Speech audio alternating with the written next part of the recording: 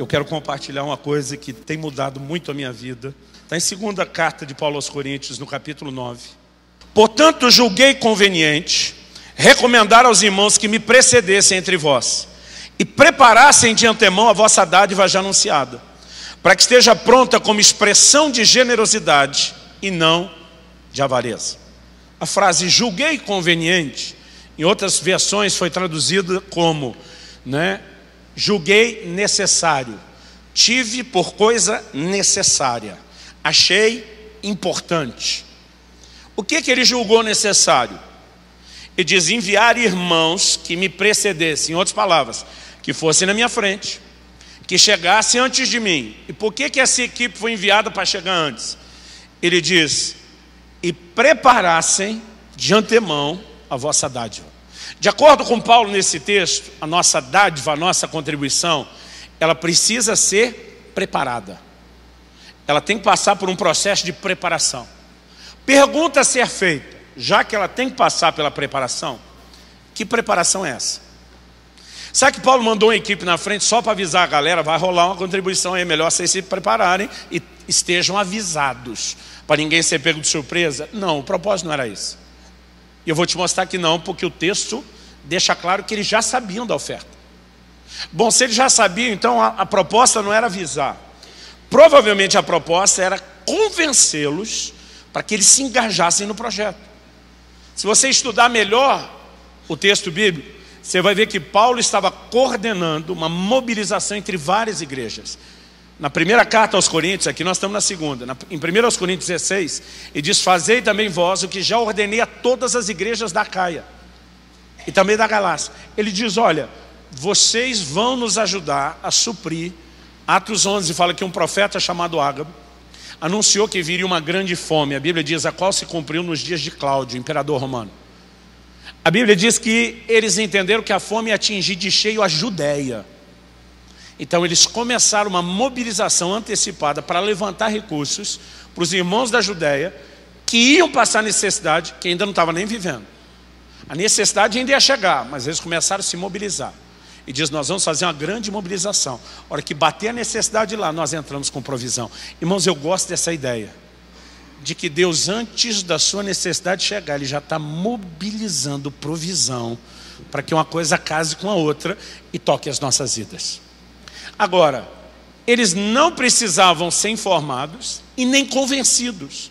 Porque Paulo diz: a fim de prepararem de antemão a vossa dádiva já anunciada. Ele veio e traduziu: a contribuição que vocês prometeram. Então eles não só já sabiam, como já estavam engajados, já tinham se comprometido. Então, se eles já tinham informação e já tinham compromisso, pergunta ser feita: que preparação é essa? O final do versículo diz: para que esteja pronta o quê? A contribuição, como expressão de generosidade e não de avareza. Primeira coisa a ser reconhecida: nossas ofertas, elas expressam, elas comunicam, elas falam algo. Hebreus 11:4 diz que a oferta de Abel ainda fala. Significa o quê? Falou na época, está falando até hoje. Porque nossas ofertas falam, nossas contribuições falam. Elas têm uma linguagem no reino espiritual. Elas sempre estão comunicando e expressando algo. Agora Paulo diz: a minha preocupação é que elas expressem generosidade e não avareza.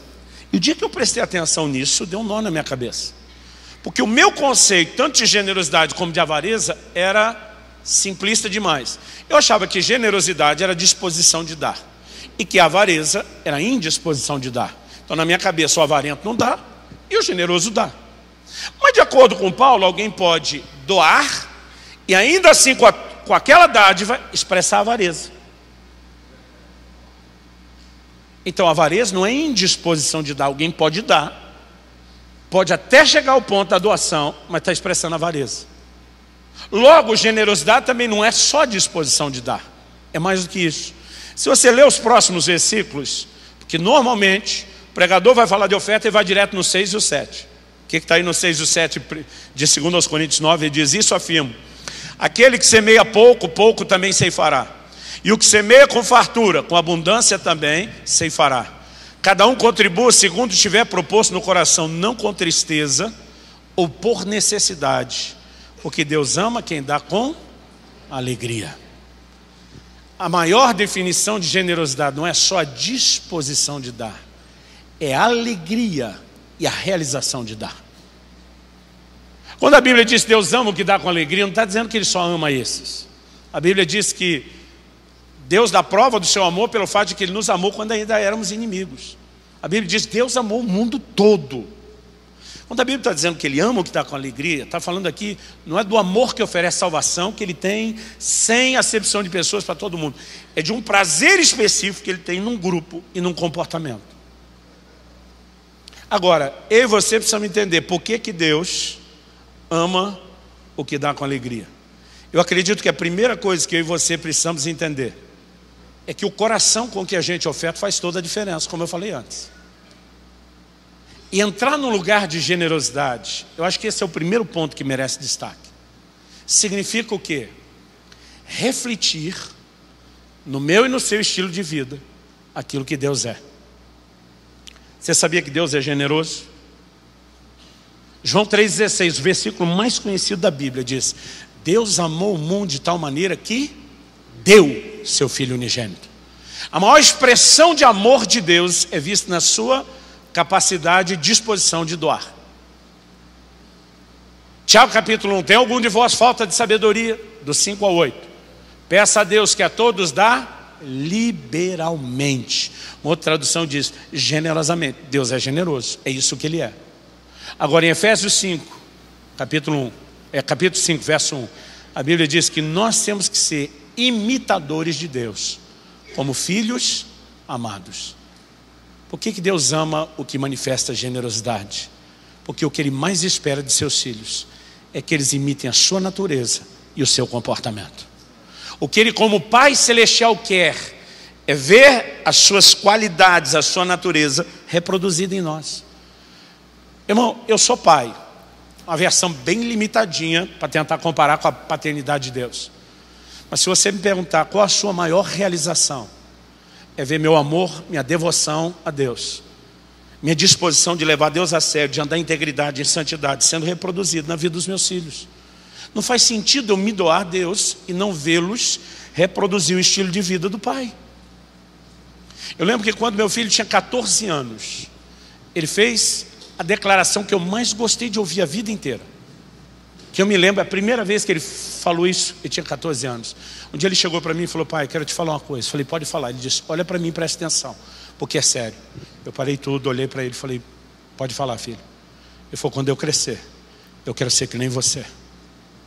Eu quero ser o homem de Deus que você é. Eu não quero só pregar como você prega. Eu não quero só mover nos dons do Espírito como você move. Eu quero ter o seu caráter, a sua integridade, o seu zelo pelas coisas de Deus.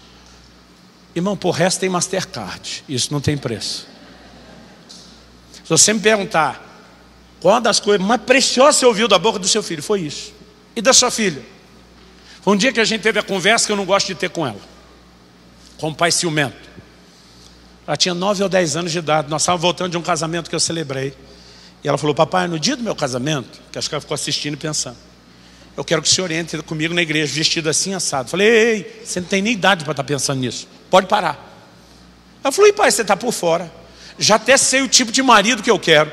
Quando ela falou isso, foi a mesma coisa que apertar o botão do modo vulcão, erupção. Eu quase endemoniei. Pensa no pai ciumento, ficou bravo. Quando ela falou: eu até sei que tipo de marido. E a hora que eu ia soltar os cachorros para cima dela, falar o que não deveria, Kelly, minha esposa, uma mulher sábia, ela rapidamente olha para mim e dá um sinal assim: tempo. Eu olhei e tentei entender o que era o tempo. Ela fez assim: ouve primeiro, fala depois. Aí engoli aquela erupção que estava para sair. Falei: que tipo de marido seria esse? Ela olhou, sorriu para mim e falou: alguém que me trate que nem você trata a mamãe. Aí como é que eu vou falar mal, irmão? Mas para não perder essa, porque a Kelly já estava segurando o riso da invertida que eu levei, falei: difícil vai ser achar um desse, menina. E quem avalia sou eu, não é só você não. Mas o ponto que eu quero chegar, se você me perguntar o que de mais gostoso você ouviu da boca da sua filha, ela conhece minha versão dentro de casa, limitada, sem cortes. dizer, você é uma referência para aquilo que eu quero ter na minha vida. Como pai, há uma realização nesse tipo de coisa. E eu quero que você entenda que Deus está dizendo algo parecido. Deus está dizendo, eu quero que você viva uma vida aqui na terra que expresse a minha natureza, o meu estilo de vida. A Bíblia diz que nós temos que perdoar como Deus em Cristo nos perdoou. Agora, eu tenho que perdoar como Deus em Cristo me perdoa, mas eu não tenho que ser generoso como Deus em Cristo foi. Então a primeira coisa é entender que isso expressa a natureza de Deus. Segundo lugar, e aqui eu vou gastar mais tempo, eu descobri na Bíblia que a nossa atitude determina a revelação de Deus que a gente tem. Então vamos tentar explicar isso. Um dia eu passei por dois irmãos que estavam na igreja numa discussão, parecia ser um embate teológico. E eu já fui reduzindo o passo. Eu gosto de colher as pérolas de sabedoria no meio do povo, para ver o que é que estava rolando. Quando eles viram que eu estava prestando atenção, um deles me pegou pelo braço, vem cá pastor, ajuda a gente aqui. Aí olhou para mim e falou, Deus é bondoso ou ele é severo? E na hora eu percebi que um estava advogando a bondade de Deus e a severidade de Deus. Eu olhei para ele e falei, eu tenho duas respostas. Eles duas? Falei duas. A primeira, ele não é um ou outro. Romanos 11, 22 fala da bondade de Deus e da severidade de Deus. Ele é as duas coisas. Aí um deles olhou para mim e falou, mas se o senhor já respondeu as duas coisas na primeira pergunta, o que é que sobrou para a segunda? Para a segunda resposta? Falei, a segunda é, depende. Ele falou, depende o quê? Eu falei, se você vai descobrir a bondade ou a severidade, depende de você. A Bíblia diz, para com os que creram, ele manifestou bondade. Para com os que caíram, ele manifestou severidade. Sua atitude determina qual a revelação de Deus que você tem. Eu tive um pai só, não tive dois. Hoje em dia isso está virando testemunho. Mas às vezes o comportamento dele era tão diferente que parecia duas pessoas. Porque seu pai sofria de bipolaridade? Não. Deixa eu explicar melhor, que talvez você tenha tido a mesma experiência que eu. Às vezes chegava em casa e encontrava a versão alegre, feliz, sorridente, contente de papai. Por exemplo, quando trazia um boletim com nota boa da escola, eu encontrava essa versão. Mas quando eu chegava em casa e algum vizinho tinha feito uso do disque denúncia para comunicar alguma coisa que eu e meus irmãos tinham aprontado na vizinhança, não era a versão feliz, sorridente, contente. Era a versão severa. Às vezes já estava com a cinta na mão esperando, dizia, vai para o quarto e me espera. E aquela espera era pior do que a disciplina em si. Agora, papai não sofria de bipolaridade. A variação de comportamento dependia da nossa atitude como filho. Deixa eu te dizer, com Deus não é diferente. O Salmo 18, 25 e 26, diz assim, para com benigno, te mostras benigno. O que é se mostrar? A NVI traduziu assim, te revelas benigno. Para com o íntegro, te mostras ou te revelas íntegro. Para com o puro, te revelas puro. O que o texto está dizendo? Que a minha atitude de benignidade me leva a ter uma revelação da benignidade de Deus. Mas ele não se mostra benigno para o íntegro. Para o íntegro ele se mostra o quê? Íntegro. Porque minha atitude de integridade me leva a ter em contrapartida uma revelação da integridade de Deus. E para o puro ele não se mostra nem benigno nem íntegro. Ele se mostra puro. Por quê? A atitude de pureza de alguém o leva a ter uma revelação da pureza de Deus. E você não vai ver a ordem invertida. Ele não se mostra benigno para o íntegro, não se mostra íntegro para o puro, nem puro para o benigno. Se é benigno, andou em benignidade? Sim. Tua benignidade te leva a ter uma revelação da minha benignidade. Deus está dizendo, você andou em integridade, você vai ter uma revelação da minha integridade. Se andou em pureza, você vai ter uma revelação da minha pureza. Agora o texto termina no verso 26 do Salmo 18 dizendo, para com o perverso te mostras contrário. O texto não diz que para com o perverso ele se mostra perverso, porque não é uma reciprocidade qualquer. Por que para o perverso Deus não se mostra perverso? Porque não há perversidade em Deus. Então quando chega o benigno, ele diz, para você eu tenho algo para revelar. O íntegro, para você eu tenho algo meu para revelar. O puro, eu tenho algo meu para revelar. Quando chega o perverso, ele diz, para você eu não tenho nada para mostrar, cabeção. Não tem perversidade em mim. Sua atitude não gera nenhuma revelação. Fica na sua aí, eu te resisto. Agora, quando você entende isso, para quão generoso, você acha que Deus vai se mostrar o quê? É uma pergunta. Para quão generoso, Deus vai se mostrar o quê? Irmão, essa é a revelação que nós precisamos ter. Quem foi o primeiro cara na Bíblia que teve a revelação de Deus como Jeová Jirê, o Deus da provisão? Uma pergunta de novo. Vou dar a dica, Gênesis 22. Pelo menos João, gente. Quando Abraão teve a revelação de Deus como Jeová Jirê? Quando ele está indo entregar a Deus em sacrifício o que ele tem de melhor. Porque a sua disposição de dar sem reservas abre os seus olhos para entender um Deus que pode fazer a mesma coisa por você sem reservas. Andar em generosidade vai te levar a ter uma revelação da generosidade de Deus. Agora vamos ampliar esse entendimento. Eu não gosto quando a gente usa o termo Jeová Jirê para falar só de provisão financeira. Porque a provisão de Deus é muito maior do que finanças. Na hora que Abraão está indo com seu filho para sacrificar, um menino já adolescente começa a fazer pergunta. Papai, nós não estamos indo fazer um sacrifício? Não, meu filho. Papai, o senhor não esqueceu nada não?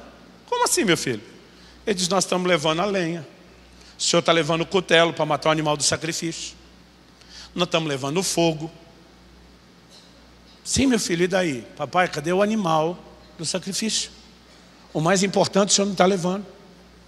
Para você entender melhor, vamos para um contexto de hoje em dia. Imagina você parando num posto de gasolina, falando para o frentista, enche o tanque. E ele fica te olhando com a cara de perturbado porque você parou a pé. Você não foi de carro. Ele vai olhar para você e dizer, você não esqueceu nada não? Porque para encher o tanque você precisa do carro. Não dá para chegar a pé. Quem que vai sacrificar e não leva o animal do sacrifício? Aí o menino bolado diz, papai, cadê o animal do sacrifício? Gênesis 22 diz que Abraão responde, Deus proverá para si o animal do sacrifício. Durante anos, eu achei que Abraão deu uma desperto com o menino. Até porque se eu sou Isaac, filho do velhinho, e o velhinho me diz, sacrifício é você, dizer, então me pega na corrida. Quero ver o senhor ter pique para me acompanhar. Aí eu pensava, ele enrolou o menino, não falou nada. Quando estava lá, na hora, amarrou ele e resolveu executá-lo. Só que em João, no Evangelho de João, Jesus dá uma outra explicação. Jesus diz assim, Abraão viu o meu dia e se alegrou. Os caras em volta dizem, espera, você não tem 50 anos de idade. Vai dizer que você e Abraão se trombaram por aí? O que Jesus está falando não é do encontro dele com Abraão. Ele está dizendo, Abraão viu o meu dia. Quando foi que Abraão viu o dia de Cristo? No momento que ele diz para Isaac, Deus proverá para si o cordeiro, ele está dizendo, quando chegar a hora de você passar pela morte requerida por Deus, ele tem um cordeiro substituto para que você escape da morte. Mas Abraão está dizendo, meu filho, nas entrelinhas, não é só você. Cada um de nós também tinha uma morte requerida pela justiça de Deus. Mas há um substituto providenciado antes da fundação do mundo para cada um de nós, que é o Cordeiro de Deus que tira o pecado do mundo, Cristo Jesus. Agora, se for aplaudir, faz que nem crente. Esse negócio me deixa doido. Agora pensa comigo. Não há quase nenhuma profecia messiânica na Bíblia até esse momento. Nós temos lá Gênesis 3, que a semente da mulher vai esmagar a cabeça da serpente, mas tudo codificado. Como que Abraão entende que Deus um dia tem um filho para dar? Isso não tinha sido explicado. Como ele entrou nesse nível de revelação? No momento que ele se dispõe a entregar o seu filho a Deus, a reciprocidade faz com que Deus diga, agora eu vou te revelar o meu filho que eu tenho para entregar. Porque a sua atitude determina a revelação de Deus que você tem. E andar em generosidade não só nos permite expressar na terra a natureza de Deus, mas também nos permite entender melhor a natureza do Deus que nós precisamos expressar. Agora, nós falamos, para o benigno ele se mostra benigno, para o íntegro se mostra íntegro, para o puro se mostra puro, e pela lógica, para o generoso ele se mostra o quê? Generoso. Agora, para o perverso ele não se mostra perverso, porque não há perversidade nele. Então pergunta, aplicando a mesma lógica, para o avarento, quer que Deus se mostre? Não mostra nada. Ele diz: não há avareza em mim, sua atitude não gera nenhuma revelação, fica na sua cegueira aí, cabeção. Cabeção por minha conta, desculpa. Acho que Deus tem uma linguagem mais polida. Eu quero te mostrar, biblicamente, assim como falamos de Abraão, que a sua atitude de avareza, ela vai te deixar cego para a revelação do Deus de provisão. Irmão, tem crente que nunca vive milagre de provisão. Não vive, não sabe o que é isso uma vida inteira. Ele está confinado a viver só no natural e não sobrenatural. Gente, eu não estou falando de riqueza. Eu não estou falando de você ter uma vida de ostentação e esbanjar, não é isso. Eu tenho um pastor que está à frente de uma das nossas igrejas lá no interior do Paraná. Ele foi missionário por 8 anos em Angola. Agora a coisa está até melhor. Mas na época ele pegou o auge daquela guerra civil com o UNITA. E ele foi trabalhar principalmente com os refugiados de guerra. Esse cara não foi atrás de conforto. Ele trabalhava em campos de refugiado que não tinha água encanada, nem saneamento básico, não tinha energia elétrica. Ele parou de contar as crises de malária que ele teve na de número 40. Não estou falando de gente que foi atrás de conforto, mas pensa num cara que vivia milagre de Deus. Ele falou para mim que um dia eles fizeram uma mobilização, entrou a ONU fornecendo alimento, entrou uma outra ONG cedendo, a ONG cedeu alimento, a ONU cedeu alguns caminhões, e eles da agência missionária entraram com a mão de obra para dirigir o caminhão e distribuir os alimentos. Ele falou, aquilo era nossa oportunidade de aproveitar e evangelizar. Ele falou, nós somos para um campo de refugiados. Ele falou assim, era muita comida nos caminhões, mas era muita gente e muita fome. Ele falou, pastor, pensa na comida que foi acabando depressa nos primeiros dias. E disse, depois de alguns dias só sobrou farinha de milho. Lá eles chamam de fuba, que é como se fosse o nosso fubá. Ele falou, pastor, nós já estávamos há uma semana comendo só farinha de milho, sem tempero, sem condimento, sem acompanhamento. Ele falou, a gente não aguentava nem mais ver aquilo. Foi o intestino da gente já tudo ressecando. Ele falou, teve um dia que nós estávamos em 3 missionários, nós entramos numa cabana dessa de sapé, esqueci o nome que eles dão. Ele disse que eles começaram a orar e falar, Senhor, a gente louva pelo fuba, é melhor ter o fuba para comer do que nada. O Senhor tem verdade, amém, obrigado pelo fuba. Alguns estão orando tipo naquela de não vamos murmurar. Mas um deles criou coragem, falou, mas Deus, tem misericórdia de nós. Manda uma carnezinha. Uma semana já só comendo fuba. A gente não veio aqui atrás de luxo, nem de conforto, mas Senhor, nós queremos andar na tua provisão. O Senhor pode fazer um milagre. E quando esse primeiro criou coragem e fé para orar, os outros, amém, aleluia, pensa no avivamento que virou aquela reunião de oração. Manda carne, carne, carne. Eles oravam mais por carne do que por alma para Jesus. Ele falou para mim, eu tenho 2 testemunhas. Me deu o nome dos 2. Um dia ele me apresentou um deles.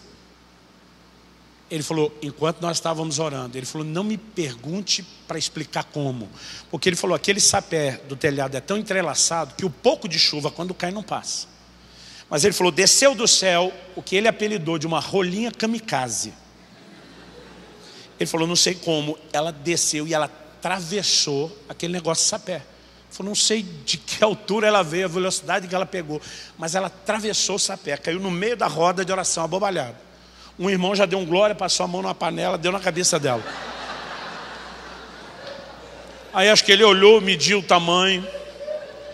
Ele falou, Deus, manda mais, nós estamos em 3. Tipo, vai ser muito pouco. E foi enquanto nós orávamos, veio a segunda e veio a terceira. Eu falei, um dia desse perguntei para ele, vocês repartiram com mais alguém? Ele falou, pastor, analisa a nossa lógica, vê se a gente estava errado. A gente foi orar só em 3. Deus mandou só 3, nós deduzimos, essa é só para quem ora. Diz, elas nem saíram dali de dentro, foi dali para o graneleiro. Agora, irmão, deixa eu te dizer, por resto tem Mastercard. Comer esse tipo de comida mandado por Deus não tem preço. Você entende o que eu estou falando? Irmão, não tem nada melhor do que viver milagre de Deus. Meu filho tinha 1 ano de idade. Botei minha mulher e meu filho no carro, que Deus me disse, vá para tal lugar. Falei para Deus, eu não tenho dinheiro para chegar. E eu não vou pedir para ninguém. Eu falei, a gasolina pode até dar, Mas nas minhas contas eu não consigo chegar no pedágio. Mas juntei tudo que tinha em casa, rapei cofrinho, tudo que podia. Pegamos a estrada e fomos até que faltava o último pedágio para chegar no destino. Eu ainda tinha gasolina do tanque para chegar, mas faltava R$2. Contava, não tinha o dinheiro do pedágio. Falei, Kelly, revira o carro, revira sua bolsa. Bolsa de mulher, sai de tudo aí de dentro. Nada. Falei, vamos procurar no carro. Deus não ia mandar a gente para parar aqui e não conseguir passar. E não adianta voltar, porque nós não vamos a lugar nenhum também. Falei, olha debaixo do banco, tudo, nada. Aí nós estamos parados a mais ou menos uns 100 metros, talvez menos, do pedágio. Quando estava chegando no pedágio, a chuva foi ficando forte e daqui a pouco virou uma chuva de granizo. A maioria dos carros parou, porque com o carro em movimento, o perigo de quebrar o vidro com o granizo é maior. Falei, enquanto está essa chuva, nós temos uma desculpa para ficar parado aqui. Depois nós não podemos ficar estacionados. Eu falei, então vamos aproveitar para orar. Aí nós começamos a orar. Eu falei, amor, ora com fé comigo. Nós temos que passar aquele pedágio, nós não temos dinheiro. E nós não vamos pedir para ninguém. E nós começamos a orar. Eu não sei quantos minutos ficamos ali, mas ainda estava chovendo pé. Daqui a pouco alguém bate no vidro, eu tomei um susto, eu não estava esperando, não vi chegar. O camarada com um monte de jornal na cabeça para se proteger das pedras que estão caindo. Eu peguei, abaixei o vidro um pouco, ele falou, faltou dinheiro para o pedágio? Eu fiquei meio assustado. Ele disse, toma. E pergunto quanto que ele me deu? R$2. Saiu correndo, ele não foi na direção de um guichê, foi na direção da parte administrativa. Eu ficava olhando aquilo, aquele dizia, vamos embora. Falei, ainda está caindo pedra. Ele diz, vamos embora. Passa logo esse pedágio. Ele diz, para do outro lado, mas passa logo ele, que eu quero vencer isso de uma vez. Irmão, posso virar à noite te contando milagres de provisão. Mas tem crente que nunca vive milagre de provisão. E o gostoso, irmão, não é só você viver, é você ser um canal na vida de outros. Agora, eu olho para um texto bíblico, que abre comigo lá em Marcos capítulo 8. E eu vejo que a nossa atitude de avareza, ela pode nos cegar para a provisão de Deus. E tem gente que ele convive com Deus da provisão, mas nunca consegue ter revelação disso. Marcos capítulo 8 fala da segunda multiplicação de pães e peixes operada por Jesus. E o texto diz assim, naqueles dias, quando outra vez se reuniu grande multidão. Perceba aí, outra vez, porque esse não é o primeiro, é o segundo milagre. E não tendo eles o que comer, chamou Jesus os discípulos e lhes disse, tenho compaixão dessa gente, porque há 3 dias que permanecem comigo e não têm o que comer. Se eu os despedir para suas casas em jejum, desfalecerão pelo caminho. Alguns deles vieram de longe. Agora olha o verso 4. Mas os seus discípulos lhe responderam com uma pergunta, que eu tomei a liberdade de classificar como uma pergunta mais estúpida que você pode encontrar na Bíblia. De onde poderá alguém fartá-los de pão nesse deserto? A gente fala sério, eles estão na frente de Jesus. Se Jesus nunca tivesse feito isso antes, a gente tinha que dar um desconto para os caras. Mas ele já fez um milagre antes. Aliás, desde a primeira vez, a Bíblia diz, toda a conversa de Jesus era para testar os seus discípulos. Eu imagino que a maior expectativa de Jesus agora era no mínimo um deles dizendo, faz de novo a parada do pão. Aquele negócio foi loucura, não queríamos ver outra dessa. O Senhor pode, a solução está aqui, a solução é você.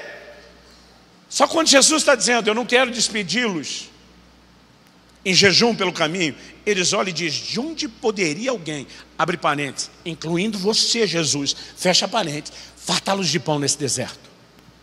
Gente, é muita cegueira para quem está andando com a maior fonte de provisão encarnada no meio deles. Agora, qual o motivo dessa cegueira? Eu acho que o texto nos explica. Vamos continuar lendo? Verso 5. Jesus lhes perguntou, quantos pães tendes? Responderam eles, 7. Eu vou tentar te provar pela Bíblia que eram 8. Responderam 7. Ordenou Jesus que se assentasse no chão e tomando os 7 pães, partiu-os e após ter dado graça, os deu aos seus discípulos para que esses os distribuíssem, repartindo entre o povo. Tinham também alguns peixinhos e abençoando-os mandou que esses igualmente fossem distribuídos. Comeram, se fartaram e dos pedaços restantes recolheram 7 cestos. Eram cerca de 4.000 homens. Então Jesus os despediu. E logo a seguir, tendo embarcado aqui, diferente do que a gente fala no aeroporto, é entrar no barco mesmo. Tendo embarcado juntamente com seus discípulos, partiu. Agora, olha o verso 14. Ora, aconteceu que eles se esqueceram de levar pães, quando embarcaram. E no barco, não tinham consigo senão um só. Agora, vamos pensar aqui junto. Quando Jesus pergunta, quantos pães tendes? Gente, 4.000 homens, fora mulheres e crianças. Você acha que os caras tinham a resposta pronta? Impossível. Provavelmente eles tiveram que fazer um levantamento. Senta todo mundo. Na primeira multiplicação, em Marcos 6 foi assim. Senta todo mundo. Divide em grupo de 100 e de 50. Imagina os 12 se espalhando para fazer a avaliação. Vamos checar o que tem para responder para Jesus. Daqui a pouco os 12 se reúnem de volta. E aí, Pedro, no seu lado, rolou nada aqui não. João, aqui também não. Tiago, outro, aqui tem um, anota aí um. E aí, Felipe, nada. Você, Bartolomeu, aqui, o meu rolou 2, gente, 3. E eles somam os 7 pães da multidão. E alguém diz, então vamos falar para Jesus, tem 7. Mas imagina um deles falando 8. Como 8? Nosso pão está lá no barco, gente. Se eles esqueceram de levar pão para a viagem, o pão estava lá desde o dia que eles chegaram. E só estava guardado no barco, irmão, porque eles não estão morando naquele lugar, eles estão de passagem. O barquinho deles era o lugar onde ficava guardado as coisas deles. Impossível que ninguém daqueles 12 sabia do pão. Alguém tinha que ser responsável pelo pão. Imagina esse camarada falando, tem 8. Aí imagino alguém do grupo dizendo, deixa o nosso quieto. Vamos falar para Jesus 7, mas é 8. 7, deixa o nosso quieto.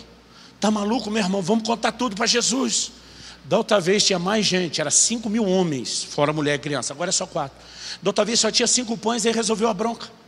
Agora tem 7, tem mais pão para menos gente. Deixa o nosso quieto.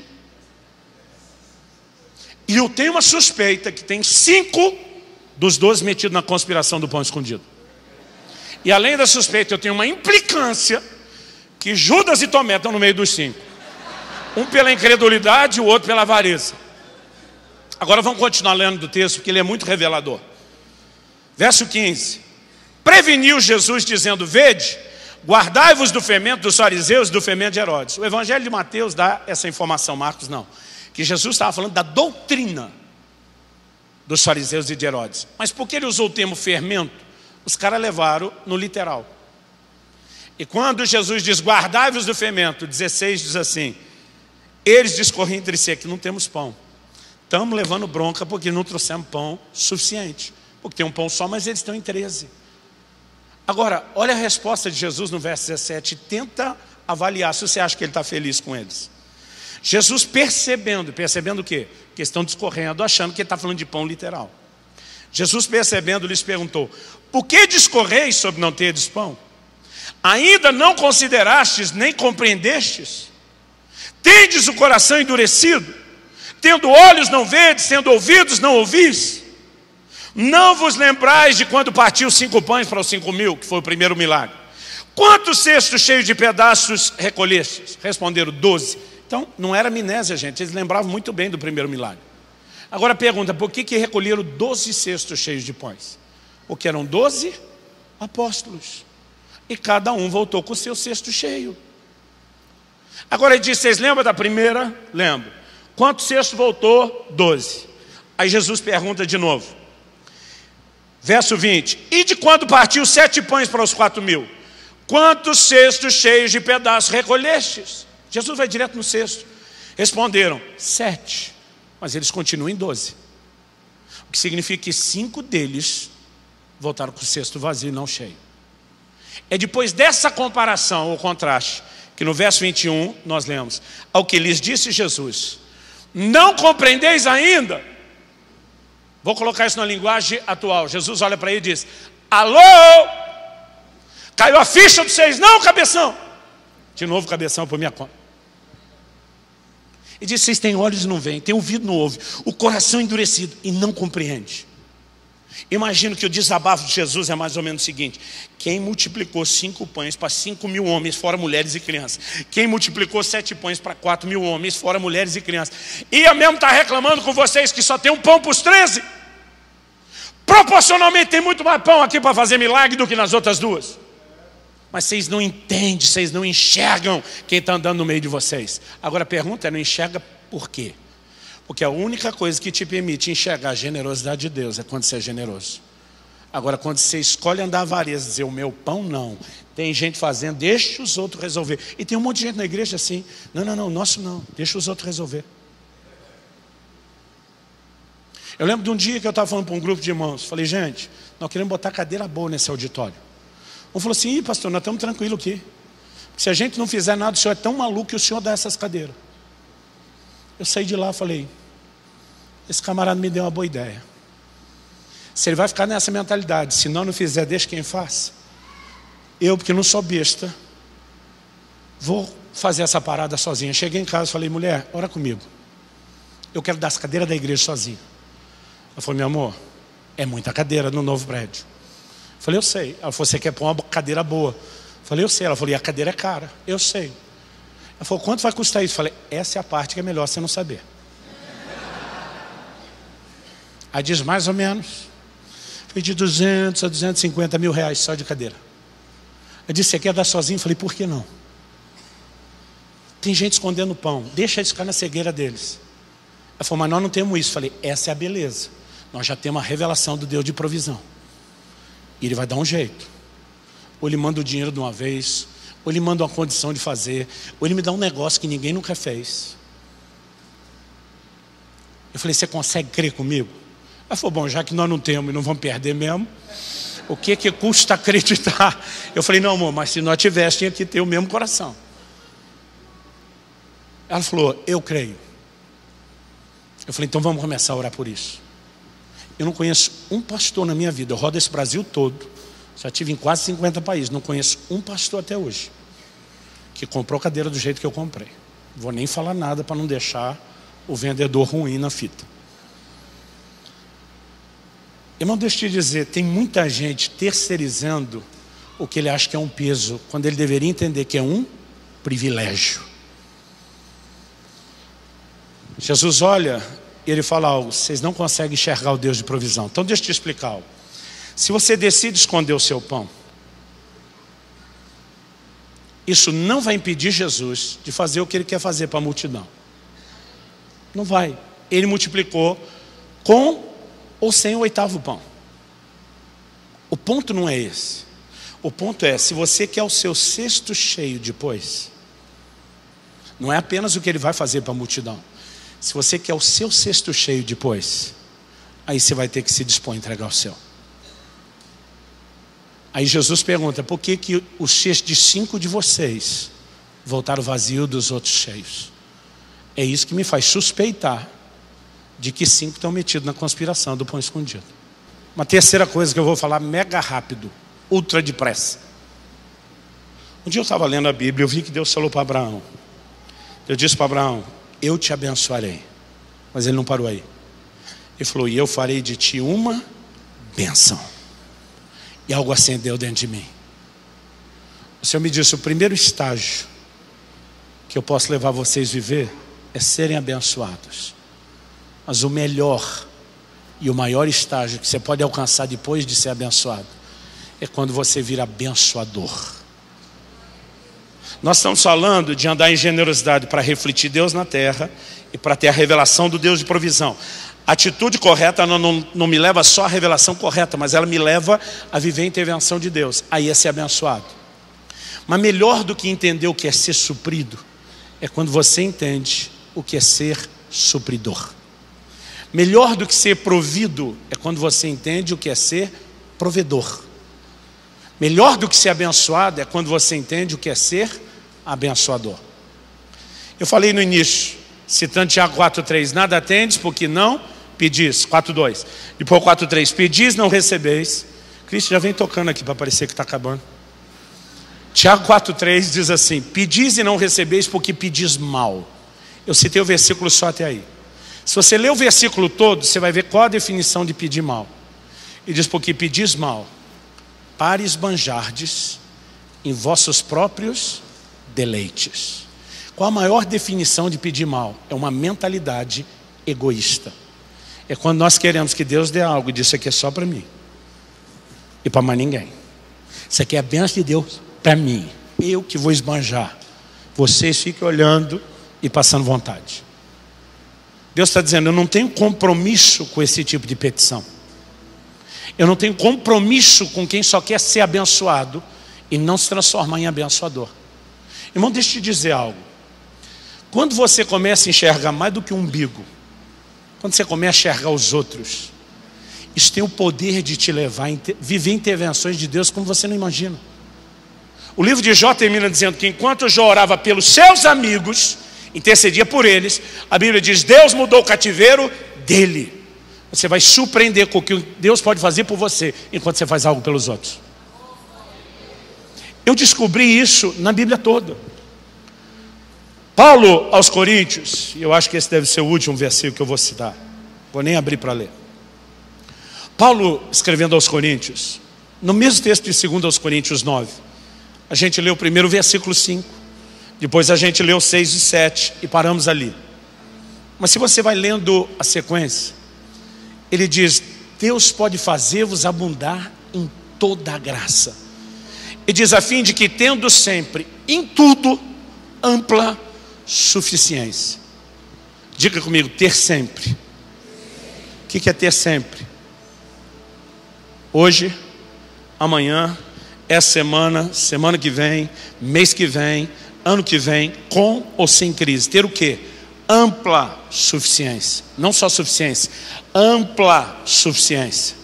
Porque Deus não quer me dar só suficiência, mas ampla suficiência. Ele diz: para que superabundeis em toda boa obra. Irmão, Deus não quer te abençoar para parar só em você. Um dia desse alguém falou: pastor, você acredita nessa teologia da prosperidade? Eu falei: nessa, do jeito que estão pregando, não. Mas na teologia bíblica da prosperidade não tem como você negar.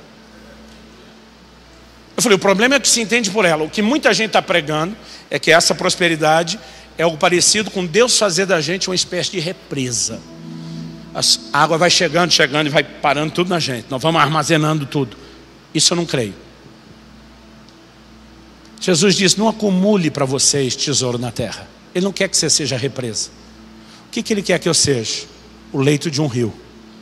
Água entra, água sai, nunca para de entrar, nunca para de sair. É provisão contínua, tendo sempre, em tudo, em todas as áreas, ampla suficiência. Para que Deus quer dar mais do que eu preciso? Irmão, Deus não é um Deus de desperdício. Jesus, quando multiplicou os pães e peixes, falou: recolham o que sobrou para que nada se perca. Na economia de Deus não é para ter desperdício. Então por que Ele quer dar mais do que eu preciso? Não é para se perder na minha vida, é para transbordar de mim para a vida dos outros. Agora olha que interessante. Eu decido andar em generosidade. Eu reflito Deus, que fica contente que eu estou manifestando sua natureza na terra. Mas eu também o entendo a ponto de viver uma provisão maior ainda dele. E agora que eu vivo essa provisão, eu tenho mais. Tenho mais para quê? Para continuar sendo generoso e fazendo mais. É um ciclo progressivo de viver provisões cada vez maiores, para que a gente faça cada vez mais. Outro dia um irmão da igreja falou para mim: pastor, eu acho que o senhor é maluco. Eu falei: maluco vai se sentir você o dia que chegar no céu e entender que você não soube usar nada desses princípios. Versículo 9, como está escrito: distribuiu, deu aos pobres. Qual a definição de boas obras aqui? Tocar a vida de quem tem necessidade. Distribuiu, deu aos pobres, sua justiça permanece para sempre. Verso 10, ora, aquele que dá semente é o que semeia, e pão para alimento. Diga comigo: semente é o que semeia, e pão para alimento. Dos recursos que Deus te manda, ele pode ser uma de duas coisas. Pão é para alimento. Quando Deus manda pão, diz: isso é para você comer, isso é seu. Semente não é para comer, semente é para plantar. O problema é que tem crente que acha que tudo que chega é pão, e ele acha que é tudo só dele. Irmão, Deus não tem compromisso de multiplicar pão, porque nem Deus quer que você coma demais. Então Ele pode te mandar só o que é suficiente. Qual o compromisso de multiplicação dele? Paulo diz aqui: Ele dá semente ao que semeia, pão para alimento. E Ele suprirá e aumentará a vossa sementeira. O que Deus multiplica não é pão, é semente. Porque diz, você já tem pão suficiente, meu filho, para que você quer mais? Ele diz, eu quero aumentar a semente, para você poder plantar cada vez mais. O texto diz, e Ele multiplicará os frutos da vossa justiça. 11, enriquecendo-vos em tudo. Não, pastor, está aqui na Bíblia, Deus quer enriquecer o crente. Ok, para quê? Para toda generosidade. Deus te enche para você esvaziar. E quando você esvazia, o que Ele encheu, diz, agora eu encho mais. Aí você esvazia, diz, agora eu encho mais. E você esvazia. Mas a ideia não é ser uma represa. Quem está entendendo, diga amém. Vamos ficar em pé para parecer que está acabando.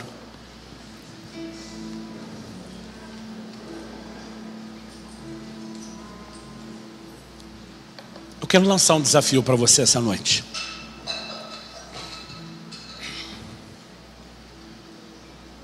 Eu gostaria que ninguém saísse daqui hoje sem uma decisão. Você não precisa fazer agora. E talvez você não precise entender ainda o que é, mas você tem que tomar uma decisão. Eu gostaria que ninguém fosse embora, depois de ouvir o que você ouviu sobre generosidade, sem tomar uma decisão de abençoar alguma pessoa com alguma coisa. Pode ser aqui, pode ser alguém que não está aqui. Ah, pastor, não tem dinheiro para comprar nada. Ok, esquece isso. Você pode ter um vidro de perfume pela metade, que pode ter serventia para alguém. Você pode, no caso das irmãs, ter uma bolsa a mais naquela coleção interminável de bolsa, que não vai fazer você morrer se você abrir mão de uma ou duas. Tem uns homens colecionando relógio. E eu não sou contra, mas não me diga você que porque você não tem dinheiro, cash, liquidez, você não tem nada para dar para alguém. Pega uma coisa daquela coleção, mas não pega o que não presta. Pega coisa boa, porque você colhe o que você planta. Quem semeia cacareco, colhe cacareco. Fala cacareco aqui ou não? A gente começou desde que iniciamos nossa igreja, há 13 anos atrás. Ter uma, às vezes 2 vezes por ano, que a gente chama de o culto do dar. Todo mundo tem que trazer alguma coisa para dar para alguém. E a gente diz, ó, se você não tem dinheiro, você pode fazer um vale. Teve um dia um irmão que me deu um vale que eu achei que era gozação. Dizia, vale um almoço no Sujinho. Pô, descobri que Sujinho era o nome do restaurante. Tinha umas irmãs aparecendo com um bolo que fazia em casa e dando para outra. Tinha gente sem muita posse se dispondo a dar. Gente, você não tem ideia de quanto milagre já foi gerado nesses nossos cultos. Eu lembro no primeiro que nós tivemos, teve um irmão, ele me procurou, falou, cara, que coisa doida. Eu estava orando o que eu podia fazer por alguém. O Espírito Santo colocou no meu coração, da televisão de vocês. 13 anos atrás, gente. Ele ainda não tinha tela plana. Ele tinha uma televisão de 29 polegadas, que ainda era de tubo. Ela não era mais tão nova. Ele pagou os olhos da cara naquela televisão quando era novidade. Ele podia ter comprado um carro quando ele comprou a televisão. Ele falou, pastor, ainda mais agora que eu estou quebrado, eu lembro quanto custou, o senhor sabe o quanto aquilo vale para mim. Ele falou, mas eu não tenho 2 televisões, se eu der ela eu vou ficar sem. Eu falei, cara, você tem certeza que Deus falou? Ele falou, tenho. Eu falei, você está falando comigo por quê? Ele falou, não, só estou te contando. Porque minha esposa vira para mim logo depois e falou, Deus me pediu uma coisa que eu não sei se você vai ter coragem de dar. Ele falou, não me diga que é a televisão. Ela falou, não diga que é para dar para fulano e Beltrano. Eu não me lembro se eles iam casar. Naqueles dias vocês tinham acabado de casar. Ela disse, meu Deus, ele falou com você. Falou, então vamos dar. Ela falou, não, vamos ficar sem. Ele falou, não tem problema, vamos dar. Melhor do que ser abençoado é ser abençoador. E deram. Pastor, ia acontecer um milagre no dia seguinte? Não. Mas na semana seguinte, não. Mas no mês seguinte, não. 6 meses se passaram. A ponto de algumas vezes ele pensando, sei não se esse negócio funciona. Mas um dia ele está no supermercado fazendo compra. E quando eles vão passar no caixa, a mulher dele pega e põe, não me lembro se foi 1 ou 2 pacotinhos de M&M, aqueles negocinhos de chocolate. Ele falou, devolve. Ela falou, senti de Deus de comprar. Ele falou, não bote Deus no meio. Eu falei, amor, nós não podemos pagar isso, nós estamos com o negócio contadinho. Ela falou, quando eu passei ali, o Espírito Santo falou comigo, pega, eu peguei. Quando eu olhei, vi atrás uma promoção. Você tem que mandar um SMS para participar. O Espírito Santo disse, manda SMS hoje. Eu falei, você está de brincadeira? Ela falou, não. A mesma voz que falou comigo no dia de dar a televisão, me falou comigo sobre isso. E foi a diferença que aquele dia falou com nós dois. Ela falou, então ore você aí. Você que deve estar desantenado hoje. Ele falou, pastor, não tinha dinheiro nem para o torpedo. O que dizer para o MM? Ele falou, mas eu decidi dar um voto de confiança. Foi na pior das hipóteses, nós vamos enxugar outra coisa e minha mulher comeu o MM. Ele falou, para minha surpresa, ela nem queria o MM. Ela acabou dando o MM, mas mandou o torpedo. A MM ficou um mês tentando falar com esse camarada. Um mês. Ele desligava o telefone porque achava que era trote. O dia a mulher falou, pelo amor de Deus, não desliga. Entra no site, olha a promoção. Ela falou, você mandou um torpedo. Aí ele lembrou. Ela disse, olhe lá o seu nome, o seu CPF do jeito que você mandou. Depois você retorna para o número que está lá. Ele entrou, olhou e disse, cara, eu estou entre os sorteados. O que ele ganhou na época? Uma televisão de plasma de 50 polegadas, plana, tela plana. Um surround, era a melhor TV e o melhor som. A gente ia assistir filme na casa dele depois daquele dia. Ele ganhou um ano, não me lembro se era Sky ou Net, de assinatura full, completo, grátis.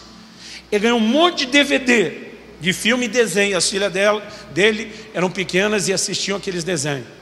Ainda veio um gravador, não só um tocador, um gravador DVD, que era novidade na época. E ainda ganhou um notebook. Ele falou, pastor, 6 meses depois, está aqui a colheita. Um irmão da igreja soube, no próximo culto ele deu a sala toda. Ele deu TV, ele deu sofá, ele deu tapete. Cara, você não tem noção das coisas que nós começamos a viver a partir daquilo. Então preste atenção, diante de Deus, olhe para mim. Eu não vim aqui tentar fazer você dar mais dinheiro para a igreja. Eu quero te ensinar a viver generosidade, mesmo do lado de fora. Deixa Deus colocar no seu coração o que você pode fazer por alguém.